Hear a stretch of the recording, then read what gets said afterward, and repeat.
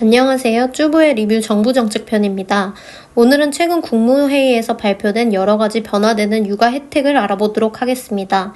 이번에 설명드릴 혜택들은 모두 아이를 키우는 직장인들에게 해당되는 혜택입니다. 가장 먼저 설명드릴 내용은 육아 단축 근무입니다. 우선 현재 회사를 다니며 어린 자녀를 기르는 직장인들은 단축 근무를 사용할 수 있는데요. 지금까지는 대상 자녀가 만 8세 이하 혹은 초등학교 2학년 이하만 해당되었고 사용 기한도 육아휴직 포함 최대 24개월까지 사용 가능했습니다. 즉 육아휴직을 12개월 사용하는 경우에는 복직을 하고 나서 추가로 12개월까지만 단축 근무를 할 수 있었는데요. 대부분 복직하고 나면 어린이집을 보내게 되는데 아이들이 너무 어리기 때문에 오랜 시간 어린이집에 맡기기 걱정되는 부분이 있어서 단축 근무를 사용하는 분들이 있었어요. 기간이 생각보다 짧고 아이들이 초등학교에 가더라도 학교가 일찍 마치기에 어쩔 수 없이 퇴근 시간까지 학원을 보내야 하는 경우도 많았습니다. 이런 사정을 고려하여 육아 단축 근무 제도를 다음과 같이 변경할 예정인데요.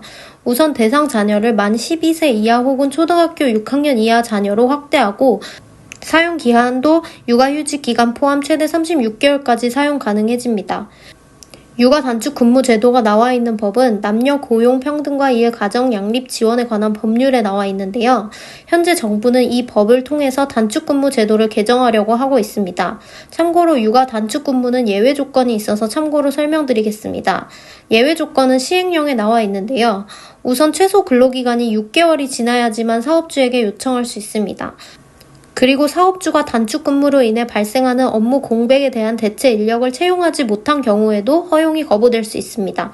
그러나 이 조건은 사업주가 채용을 위해 노력했음을 증빙하여야 하며 거부하기 쉽지 않은 조건입니다. 마지막으로 육아 단축으로 인해 사업에 중대한 지장을 초래한 경우인데요. 이 역시 사업주가 이를 증명해야 하는 부분이 있어 소규모 회사를 제외하고는 증명하기 쉽지 않습니다. 종합해보면 6개월 이상 근속하셨다면 거부하는 조건을 만족하기 쉽지 않으므로 잘 알고 계시다가 혜택이 필요하신 분들은 꼭 누리시길 바라겠습니다. 다음으로 임신 단축 근무에 대해 살펴보겠습니다.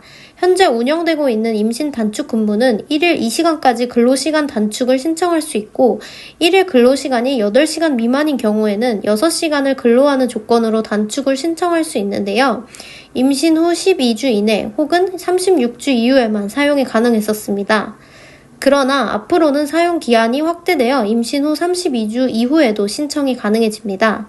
32주부터는 조산의 위험도 있고 배가 많이 나와 허리 통증이나 골반 통증이 동반되어 출퇴근에 어려움을 겪는 임산부들도 많았는데요. 빠른 시일 내로 관련법이 개정되어 혜택을 누리는 임산부들이 많아졌으면 좋겠네요. 임신 단축 근무는 근로기준법에서 보장하고 있는 제도인데요. 임신 단축 근무는 거부하면 과태료를 부과해야 하는 대상입니다. 단축 근무 신청에 대한 허용을 재량으로 두고 있지 않고 신청하면 허가를 해줘야 한다고 명시하고 있는데요. 근로기준법 제116조에서는 이를 위반할 경우 500만 원 이하의 과태료를 부과한다고 나와 있습니다. 혹시라도 신청이 거부되신 경우에는 처벌 조항을 활용하시어 임산부의 권리를 누리시길 바랍니다. 다음은 남편 유급 출산 휴가를 살펴보겠습니다. 남편의 경우 배우자가 출산하면 10일의 유급 휴가가 주어졌는데요. 분할 사용 횟수는 출산일 기준 90일 이내 1회까지만 가능하였었고 10일 중 정부가 급여를 지원해주는 기간은 5일까지였습니다. 하지만 앞으로는 분할 사용 횟수가 3회까지 늘어날 예정이고 정부 급여 지원도 전체 기간은 10일로 확대될 예정입니다. 그렇게 되면 아무래도 사업주의 부담이 줄어 남성분들도 눈치를 덜 보고 출산 휴가를 갈 수 있게 될 것 같네요. 하지만 회사를 다녀본 분들은 아시겠지만 아직도 일부 회사에서는 남성의 출산 휴가에 대해 부정적인 시선이 많아 다 활용하시지 못하는 경우가 많은데요. 이번 변화를 통해 직장 내 문화가 바뀌는 계기가 되었으면 좋겠습니다. 난임 휴가의 경우도 개선될 예정인데요. 현재는 난임 휴가는 연간 3일까지만 사용할 수 있으며 이 중 유급 휴가는 하루만 주어졌었는데요. 시험관을 하시는 분들의 경우 특히 여성분들은 시술하는 전후 몸 컨디션이 중요하고 정신적으로도 평온한 상태여야 하기 때문에 휴가를 내시는 경우가 많은데요. 한 번에 성공하는 경우에는 휴가가 많이 필요하지 않을 수 있지만 1년에 여러 번 하는 경우에는 그동안 휴가 기간이 모자르게 느껴지셨을 거예요. 그래서 휴가 기간을 연간 6일로 확대하고 유급 휴가일도 연간 2일로 연장할 예정입니다.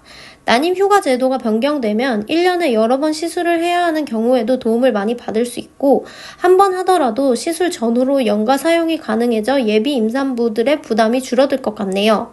최근 통계청에서 발표한 자료에 의하면 2022년에는 출산율이 0.78명으로 한 명도 안 되는데요.